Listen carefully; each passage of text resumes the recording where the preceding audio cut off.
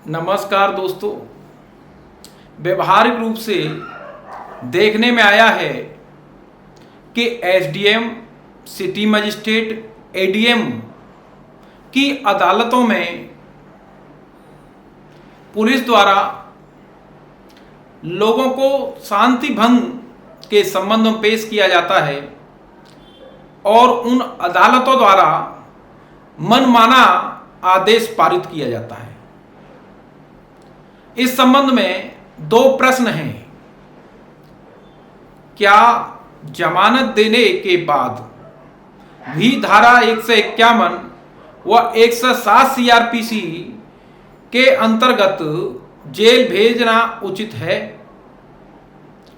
क्या धारा 107 सीआरपीसी के अंतर्गत जांच से पूर्व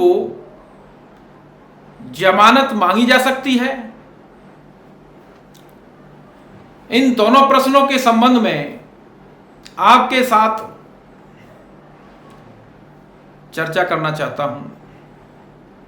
151 सीआरपीसी की पावर किसी पुलिस अधिकारी को यदि किसी संज्ञेय अपराध किए जाने के संबंध में किसी व्यक्ति की मंशा, इरादा,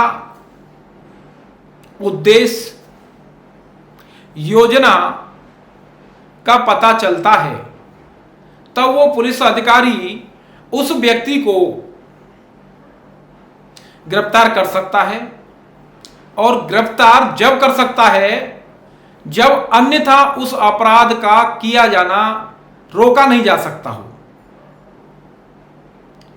इसकी उपधारा 2 में स्पष्ट प्रावधान है, कोई व्यक्ति गिरफ्तारी के बाद 24 घंटे से अधिक समय के लिए रोका नहीं जाएगा।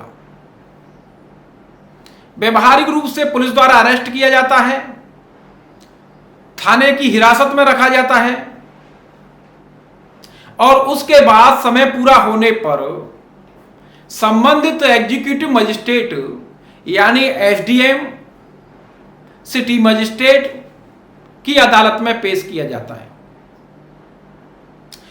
परिवारीजनों, पैरोकार अथवा वो स्वयं व्यक्ति न्यायालय में उपस्थित होते हैं और उसके बाद बहुत शीघ्रता से वहां उपस्थित कर्मचारियों द्वारा कागजातों पर हस्ताक्षर करा लिए जाते हैं। सारी कार्रवाई आनन फानन में कर दी जाती है। उस व्यक्ति को यह बताया नहीं जाता है कि हम किन कागजातों पर हस्ताक्षर करा रहे हैं और उनके साथ जो वकील, पैरोकार, जो भी व्यक्ति होते हैं वो भी सारे कागजों पर हस्ताक्षर कर देते हैं और उसके बाद तारीखों का सिलसिला शुरू होता है। पूरी प्रक्रिया इतनी शीघ्रता से होती है कि उस व्यक्ति को तो पता ही नहीं होता है और साथ वालों व्यक्ति पता करने का प्रयास नहीं करते हैं कि आखिर हो क्या रहा है।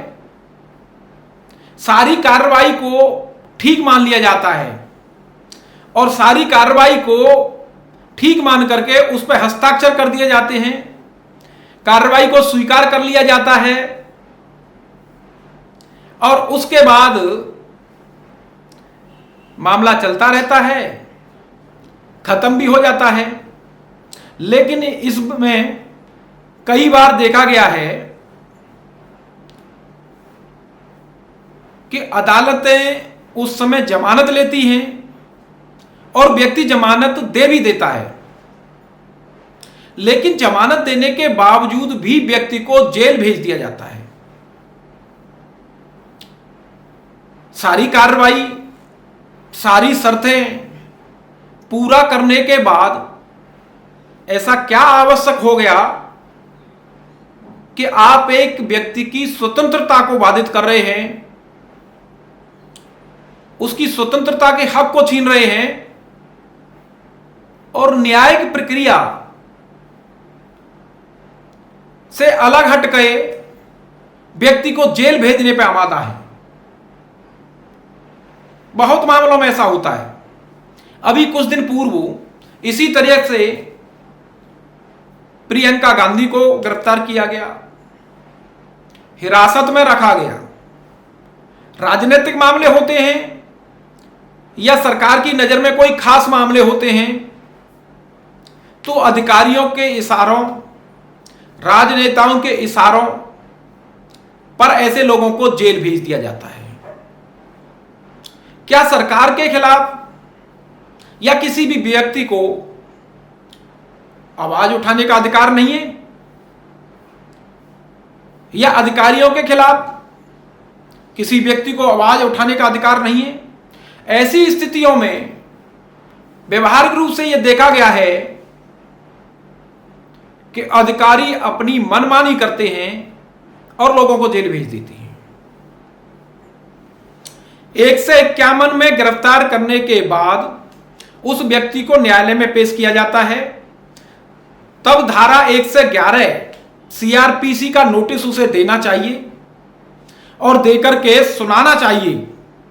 और व्यक्ति पढ़ नहीं सकता है या वो चाहता है कि उसे समझाया जाए तो समझाने की प्रक्रिया पूरी करनी चाहिए। जिन आधारों पर उस व्यक्ति को नोटिस दिया गया है वो सूचना का संक्षिप्त विवरण उस नोटिस में होना चाहिए।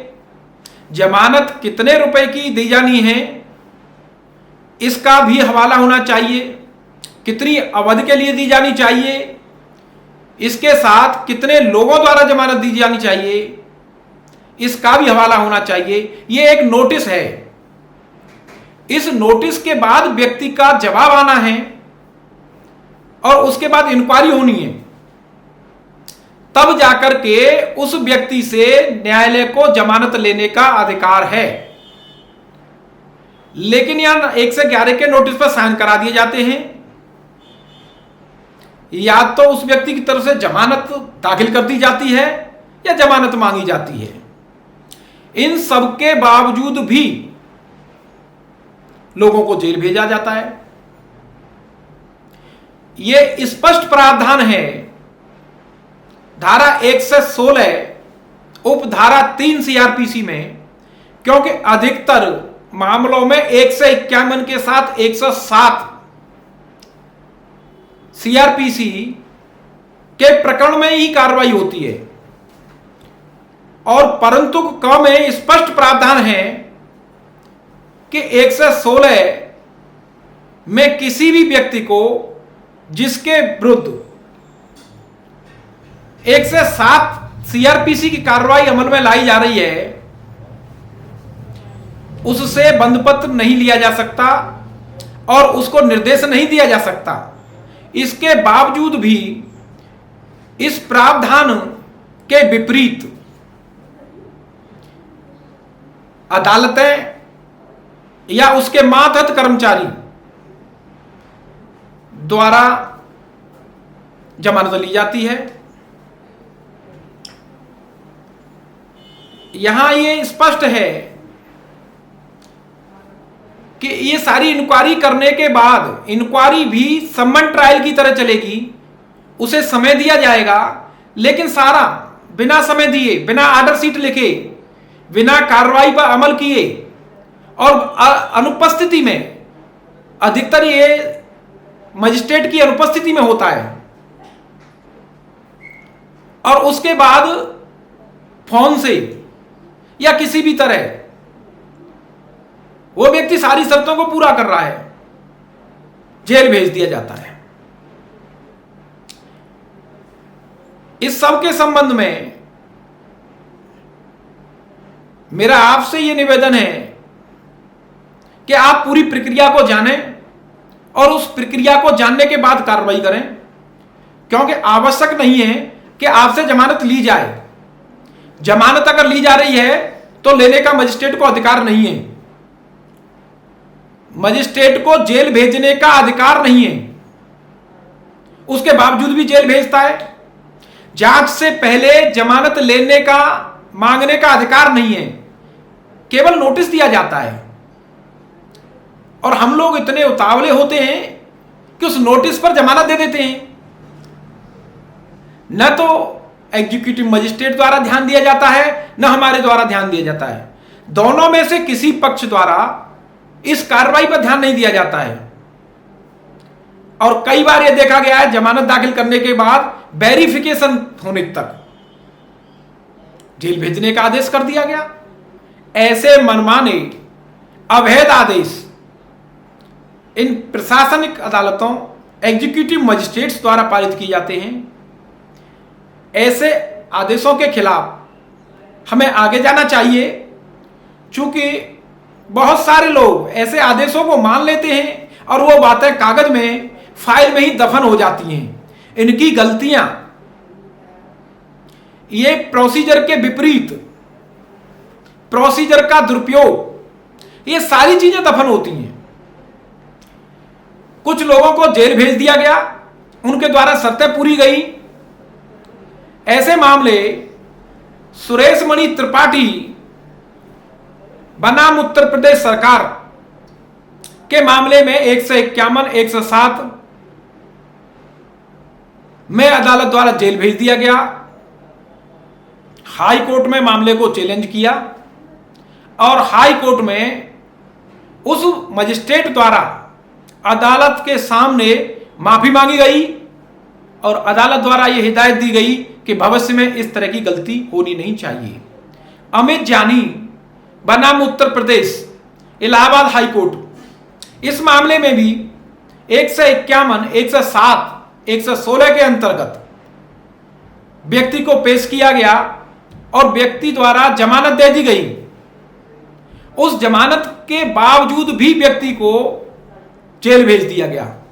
इस संबंध में हाई कोर्ट द्वारा उन्हें सख्त हिदायत दी गई, मजिस्ट्रेट द्वारा माफी मांगी गई और 25,000 रुपए उनकी सैलरी से काट के क्षतिपूर्ति के रूप में गिरफ्तार किए गए व्यक्ति को दिए जाने का आदेश किया गया। रशीद बनाम उत्तर प्रदेश सरकार इलाहाबाद हाई कोर्ट के मामले में 107 सीआरपीसी का नोटिस दिया। इस नोटिस को व्यक्ति द्वारा चैलेंज किया गया और बहुत सारी खामियां इस नोटिस में थी। अधिकतर नोटिस में खामियां होती हैं क्योंकि जो शर्तें और जो नियम हैं, उन नियमों को इन अदालतों द्वारा प्रयोग नहीं किया जाता है, उन नियमों के अनुसार कार्य नहीं किया जाता है। उस स्थिति में इस नोटिस को खारिज किया गया। तो दोनों ही प्रश्नों के उत्तर में यह निवेदन है कि अदालत द्वारा जमानत नहीं मांगी जा सकती है और उस व्यक्ति को, गिरफ्तार व्यक्ति को जेल नहीं भेजा जा सकता है। ये मनमाने आदेश हैं, ये प्रक्रिया का दुरुपयोग है। ऐसे आदेशों और ऐसी गलत प्रक्रिया का प्रयोग कर रहे लोगों के खिलाफ हमें कार्रवाई कराने के लिए हाई कोर्ट अथवा अन्य कोर्ट में अवश्य जाना चाहिए। अन्यथा इस तरीके के मामले बढ़ते रहते हैं और ये लोगों की स्वतंत्रता को बाधित करते हैं और ये दमन करते हैं, लोगों को उत्पीड़ित करते हैं। धन्यवाद।